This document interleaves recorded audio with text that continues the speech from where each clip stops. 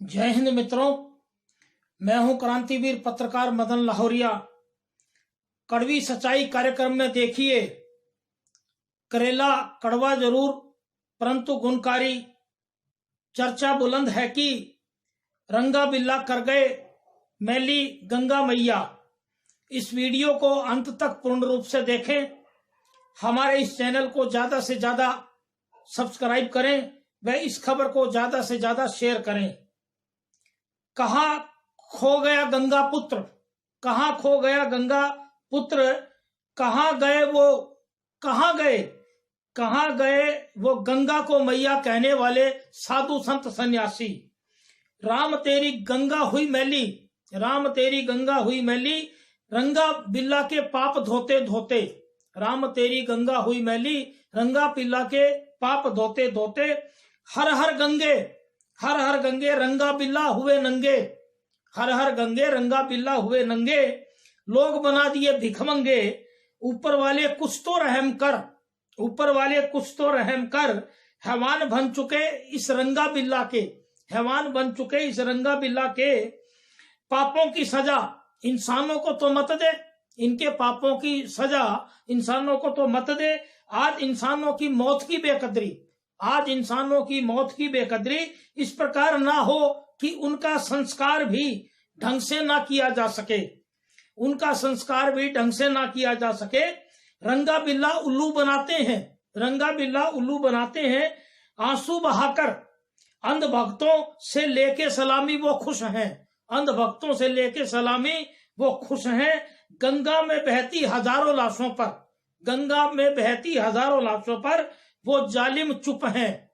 मित्रों, आज हम इस कार्यक्रम में रंगा बिल्ला का जो नाम दे रहे हैं वो सभी के संज्ञान में ला दे। इस वक्त हमने जो नाम दिया है रंगा, वो हमारे रंगा उर्फ हमारे देश के प्रधानमंत्री नरेंद्र मोदी, रंगा उर्फ हमारे देश के प्रधानमंत्री नरेंद्र मोदी। और जो बिल्ला है वो बिल्ला उर्फ हमारे गृह मंत्री अमित शाह। ये बता देते हैं आपको कि रंगा बिल्ला हमारे देश के अंदर बहुत नाम चर्चित रहा है, बहुत खतरनाक ढंग के ये दोनों अपराधी रहे हैं। सन 1978 की बात है कि इन दोनों लोगों ने एक भाई बहन गीता और संजय चोपड़ा नाम के बच्चों को अपहरण करके उनका जबरदस्त जघन्य कृत्य करते हुए कत्ल किया था। उस वक्त के देश के प्रधानमंत्री मोरारजी देसाई ने तुरंत स्वयं संज्ञान लिया था और वो देश का बहुत बड़ा कांड था। इनका जो असली नाम था, ये जो रंगा नाम था, उनका असली नाम था कुलजीत सिंह उर्फ रंगा और जसबीर सिंह उर्फ बिल्ला। ये दोनों खतरनाक अपराधी रहे देश के, रंगा और बिल्ला। 1978 में इन्होंने ये कांड किया था। एक भाई बहन गीता और संजय नाम के जो चोपड़ा फैमिली के, और सुनने में आया उसके बाद उन्होंने उससे लड़की से रेप भी किया था, जो सुनने में आ रहा है। उसके बाद उनको सन 1982 में फांसी दी गई थी। ये बहुत खतरनाक अपराधी रहे हैं देश के। तो आज हम इस कार्यक्रम में रंगा और बिल्ला का जो नाम दे रहे हैं वो हमारे देश के प्रधानमंत्री और गृह मंत्री को रंगा और बिल्ला का नाम इसलिए दे रहे हैं कि इस वक्त जो देश के अंदर कोरोना महामारी के अंदर जो खतरनाक तरीके से लोगों को ऑक्सीजन की कमी से, बेड की कमी से और खतरनाक तरीके से दवाइयों की कमी से, इलाज की लापरवाही की वजह से जो मारा जा रहा है वो सीधा सीधा एक कत्ल है। और भारत की जो सरकार है, हमारी मोदी सरकार और ये गृह मंत्री, ये सीधे सीधे उस कत्ल के अपराधी हैं एक किस्म से। दूसरा, इस वक्त जो हमारी गंगा नदी है, उस गंगा नदी के अंदर उत्तर प्रदेश और बिहार में कई हजार लाशें बहती हुई देखी गई हैं और बिल्कुल साक्षात प्रमाण मिले हैं, सबूत मिले हैं। और हम इस वीडियो के साथ करीबन हमारी 30, 31, 32 फोटो और अखबारों की कटिंग लगा रहे हैं। सभी दर्शकों के लिए हम ये गुजारिश कर रहे हैं कि इस वीडियो के साथ जो अखबारों की कटिंग और जो फोटो गंगा के अंदर बहती हुई लाशों की होगी, उनको जरूर पूर्ण रूप से देखें। दूसरा, अब यहाँ पर एक हम और चर्चा कर रहे हैं कि इस वीडियो के साथ, हमारी इस वीडियो के साथ एक 6 मिनट की लगभग हमारी गंगा की लाशों की बिल्कुल जो लाइव वीडियो है वो अटैच हम कर रहे हैं, वो अवश्य सभी दर्शक देखें। दूसरा, एक कविता जो गुजरात की एक कवित्री है पारुल खक्खर, उस गुजरात की बेटी पारुल खक्खर ने बहुत बड़ी हिम्मत करके एक कविता लिखी है। गंगा में बहती हुई लाशों का जो दर्द हुआ, उस पे एक मार्मिक कविता उन्होंने रचना की है। और उस कविता को हम अपने मुखारबिंद से वाचन करके हमारे सभी दर्शकों को सुनाएंगे कि उनके दिल के जो मार्मिक शब्द हैं उस कविता के माध्यम से, वो बहुत मार्मिक शब्द हैं और सभी दर्शकों के देखने और सुनने लायक वो हैं। उस कविता के लिए अब हम उस कविता का वाचन कर रहे हैं कि जो हमारी गुजरात की कवित्री पारुल खक्खर ने हिम्मत का काम किया है। वो गंगा में बहती हुई जो हमारी लाशें हैं, उनके दुख को पीड़ित मन से उन्होंने अपने शब्दों को जो वर्णन किया है, और उन्होंने बिल्ला और रंगा नाम दिया देश के इस प्रधानमंत्री और गृह मंत्री को कि इनको शर्म नहीं आती, गंगा जैसी नदी को इन्होंने अपवित्र किया है। दूसरा हम और बता दें, इस वीडियो के साथ हमें जो पिछले 2019 के कुंभ में हमारे देश के प्रधानमंत्री नरेंद्र मोदी ने इलाहाबाद में त्रिवेणी में जिस प्रकार के नाटक किए और सफाई कर्मचारियों के पांव धोए और गंगा नदी के अंदर वहां उन्होंने अपने वस्त्रों और जूतों से स्नान किया और गंगा को अपवित्र किया, और इस वक्त गंगा नदी की बहती हुई लाशों पर चुप्पी धारण करे हुए हैं, वो फोटो भी हमने इस वीडियो के साथ लगाई है। तो अब हम जो पारुल खक्खर के द्वारा कविता लिखी गई है उस कविता का हम वाचन कर रहे हैं। इस कविता का शीर्षक है शव वाहिनी गंगा, यानी शव को ढोने वाली गंगा। एक साथ सब मुर्दे बोले, एक साथ सब मुर्दे बोले, सब कुछ चंगा चंगा, यानी कि जो मुर्दे बहते चले जा रहे थे गंगा में, एक साथ सब मुर्दे बोले सब कुछ चंगा चंगा, साहेब तुम्हारे राम राज में शव वाहिनी गंगा। यहां साहेब शब्द इस्तेमाल किया गया है प्रधानमंत्री नरेंद्र मोदी के लिए कि साहेब तुम्हारे राम राज में शव वाहिनी गंगा, खत्म हुए शमशान तुम्हारे, खत्म हुए शमशान तुम्हारे, खत्म काष्ठ की बोरी, यानी शमशान की संख्या खत्म हो गई और लकड़ियों की बोरी भी खत्म हो गई। खत्म हुए शमशान तुम्हारे, खत्म काष्ठ की बोरी, थके हमारे कंधे सारे, थके हमारे कंधे सारे, आंखें रह गई कोरी, यानी कि शवों को ढोते ढोते हमारे कंधे भी रह गए और हमारी आंखें भी आंसुओं से रह गई, अकोरी रह गई। आगे इन्होंने कविता में लिखा है, दर दर जाकर यमदूत खेले, दर दर जाकर यमदूत खेले, मौत का नाच बेढंगा, दर दर जाके यमदूत खेले, मौत का नाच बेढंगा, साहेब तुम्हारे राम राज में शव वाहिनी गंगा, यानी साहब तुम्हारे रामराज के अंदर शव को ढोती हुई पवित्र गंगा मां शव को ढो रही हैं। आगे इन्होंने लिखा है, नित लगातार जलती चिताएं, नित लगातार जलती चिताएं, राहत मांगे पल भर, जो जलती हुई चिताएं हैं वो राहत मांग रही है पल भर की। नित लगातार जलती चिताएं, राहत मांगे पल भर, नित लगातार टूटे चूड़ियां, नित्य लगातार टूटे चूड़ियां, यानी स्त्रियां इतनी विधवा हो रही हैं, इतने ज्यादा इस महामारी के अंदर पुरुष लोग मर रहे हैं और उनकी जो डेड बॉडी है संस्कार भी ढंग से नहीं हो रहे, तो उनकी इस पत्नियों की जो नित्य लगातार चूड़ियां टूट रही हैं, नित्य लगातार जलती चिताएं, राहत मांगे पल भर, नित्य लगातार टूटे चूड़ियां, नित्य लगातार टूटे चूड़ियां, कुटती छाती घर घर, घर घर छातियां कुट रही हैं महिलाएं जो विधवा हो रही हैं, कुटती छाती घर घर, देख लपटों को, देख लपटों को, फिंडल बजाते वहारे बिल्ला रंगा, लपटों को देखते हुए यानी फिंडल बाजा, फिंडल बजाते वहारे बिल्ला रंगा। बिल्ला रंगा हमारे देश के माननीय गृह मंत्री और प्रधानमंत्री का नाम इन्होंने बिल्ला रंगा इसमें दिया। इस कविता के अंदर कवित्री पारुल खक्खर ने हिम्मत करते हुए, देख लपटों को फिंडल बजाते वहारे बिल्ला रंगा, साहब तुम्हारे राम राज में शव वाहिनी गंगा, साहब तुम्हारे राम राज में शव वाहिनी गंगा, साहब तुम्हारे दिव्य वस्त्र, साहब तुम्हारे दिव्य वस्त्र, दैदीप्य तुम्हारी ज्योति, ये प्रधानमंत्री के बारे में उन्होंने उल्लेख किया है कि साहब तुम्हारे दिव्य वस्त्र, यानी तुम्हारे वस्त्र बहुत महंगे, दैदीप्य तुम्हारी ज्योति, तुम्हारे चेहरे की ज्योति एक दीप्यमान, साहब तुम्हारे दिव्य वस्त्र, दैदीप्य तुम्हारी ज्योति, काश असलियत लोग समझते, काश असलियत लोग समझते, हो तुम पत्थर, यानी तुम दिल से पत्थर हो, तुम मानवीय संवेदना के पर नहीं रखते। प्रधानमंत्री के बारे में लिखा है कि हो तुम पत्थर ना हो मोती, तुम मोती नहीं हो। और जनता के बारे में उन्होंने कहा है कि काश असलियत लोग समझते, लोग इनकी असलियत समझते कि ये दिल से पत्थर है और मोती नहीं है। हो तुम पत्थर ना हो मोती, हो हिम्मत तो आके बोलो। ये जनता के बारे में उन्होंने कविता में लिखा है कि हो हिम्मत तो आके बोलो, यानी जनता हिम्मत करके आके बोलो कि मेरा साहब नंगा।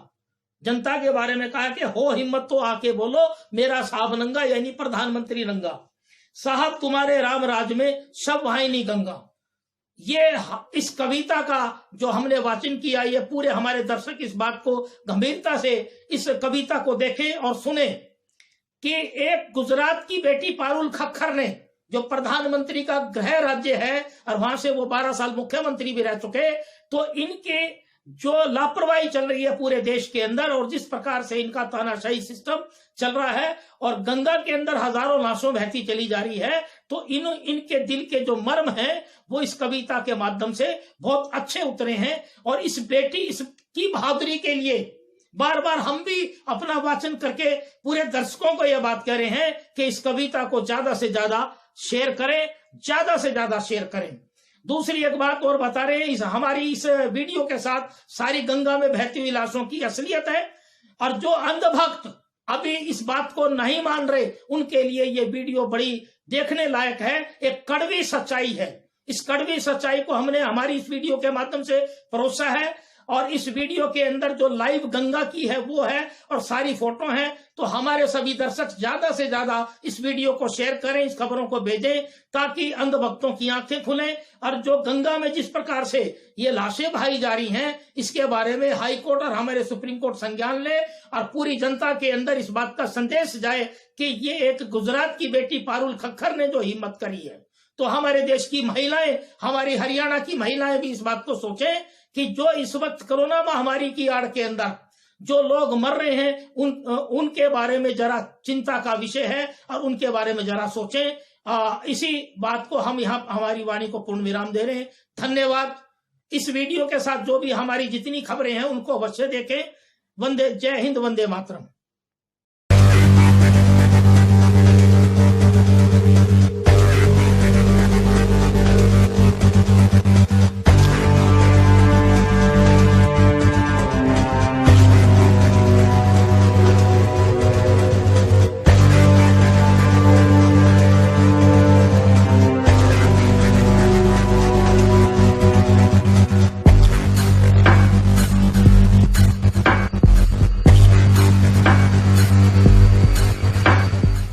उन्नाव, कानपुर, कन्नौज और रायबरेली के बाद संगम नगरी प्रयागराज में भी गंगा के तट पर हजारों लाशों को दफनाए जाने का मामला प्रकाश में आया है। और इस वक्त हम मौजूद हैं श्रृंगवेरपुर घाट पर। हिंदू धर्म में शवों के दाह संस्कार की परंपरा है और यहाँ पर हर दिन शवों का दाह संस्कार इसी तरह से गंगा के घाट पर किया जाता था। लेकिन कोविड काल में जब अप्रैल महीने में मौतों की संख्या बढ़ी और आंकड़े बढ़े, तो यहाँ पर लकड़ियों की भारी कमी हो गई और यहाँ पर शमशान घाट पर ठेकेदार थे लकड़ियों के, उन्होंने ज्यादा पैसे वसूलने शुरू कर दिए, जिसके बाद बड़ी संख्या में लोगों ने गंगा के तट पर रेतों में गड्ढे खोदकर इस तरह से अंतिम संस्कार शुरू कर दिया। आप देख सकते हैं कि यहाँ पर किस तरह से शवों को दफनाया गया है और जहाँ तक हमारी नजर जा रही है ये शव ही दफनाए गए हैं रेत में।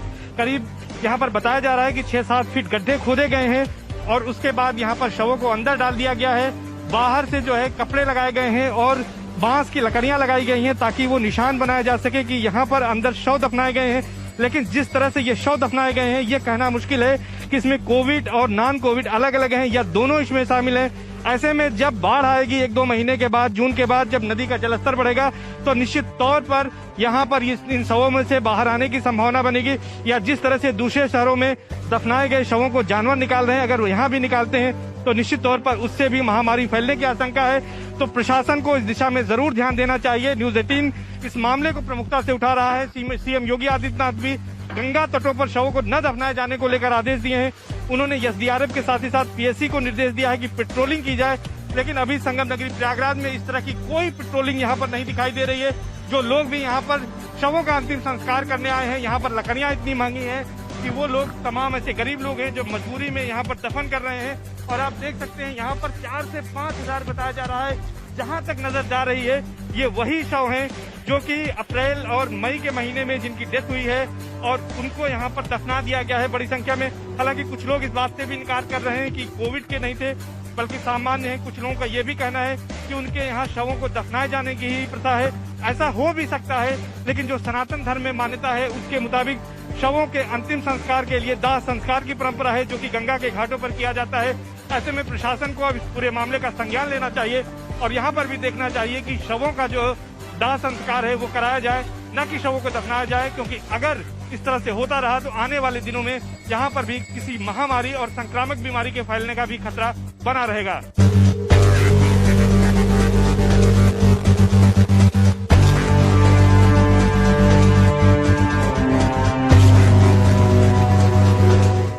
तो पहले यहाँ पे दाह संस्कार किया जाता, जलाया जाता था।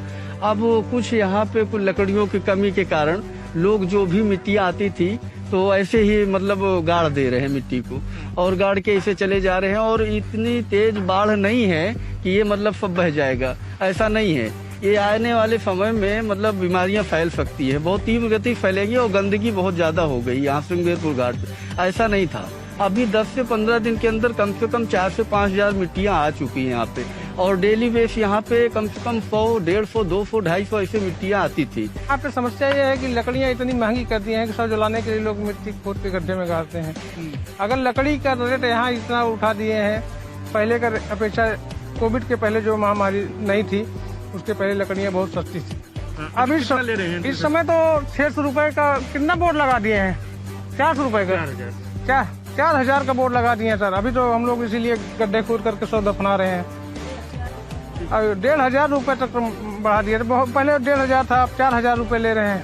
इसलिए आदमी बहुत परेशान हो गए। हम लोग का चलो ठीक है, महामारी दफना दे रहे हैं। ये जा रहा है जी, इस वास्ते कोई देने काबिल नहीं। गरीब आदमी यहाँ लाश को लेके आया है, जलाने वाले कोई कहता है 5,000, कोई कहता है 6,000। अब जिसकी कीमत 1,500, 1,000 रुपए थी यार कुछ महीने पहले, वो चीज ऐसा किया जा रहा है। यहाँ आग देने वाले जिसको 20-30 रुपए का काम था वो 100-100 रुपए मांग रहे हैं। सब जबरदस्ती दमंगई है। हम गरीब आदमी वहाँ से लेके चले आए हैं, कुछ है नहीं, लाश को लाए हैं तो हमें तो करना ही पड़ेगा।